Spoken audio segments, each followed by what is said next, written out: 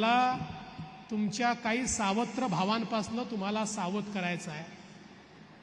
आपल्याला कल्पना आहे ही योजना आम्ही सुरू केल्यानंतर काही सावत्र भाऊ त्यांच्या पोटात दुखायला लागलं आणि मग नाना पटोलेजी आमचे काँग्रेसचे अध्यक्ष, त्यांचे निवडणूक प्रमुख अनिल वडपल्लीवार हे उच्च न्यायालयामध्ये गेले, हायकोर्टमध्ये गेले आहेत आणि हायकोर्टात त्यांनी सांगितलं आहे लाडकी बहीण योजना, मोफत शिक्षणाची योजना, गुलाबी ऑटोची योजना, या सगळ्या मोफत सिलेंडरची योजना, म्हणाले या सगळ्या योजना पैशाचा अपव्यय आहे, पैशाचा चुराडा आहे, त्यामुळे या सगळ्या योजना स्थगित करा, अशा प्रकारची मागणी त्यांनी त्या ठिकाणी केली।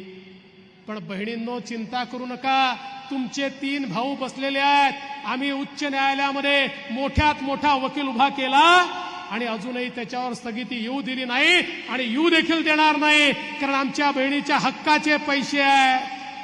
पण सावत्र भावांची नियत बघा, काल परवा सन्माननीय आदित्य ठाकरेजी म्हणाले एकदा आमचं सरकार येऊ द्या, या मागच्या सरकारने, महायुतीच्या सरकारने घेतलेले सगळे निर्णय हे आम्ही रद्द करून टाकू, म्हणजे यांच्या पोटात खतखतताय आणि डोक्यात चाललाय सरकारमध्ये आलं की पहिले लाडकी बहीण योजना ही बंद करून टाकायची।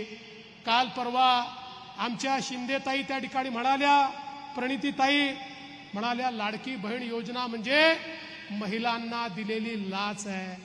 अरे काही बोलताना शरम करा, या आपल्या बहिणी आहेत, हा काय पैसा कोणाच्या बापाचा पैसा आहे? हा पैसा सरकारचा पैसा म्हणजे जनतेचा पैसा आहे।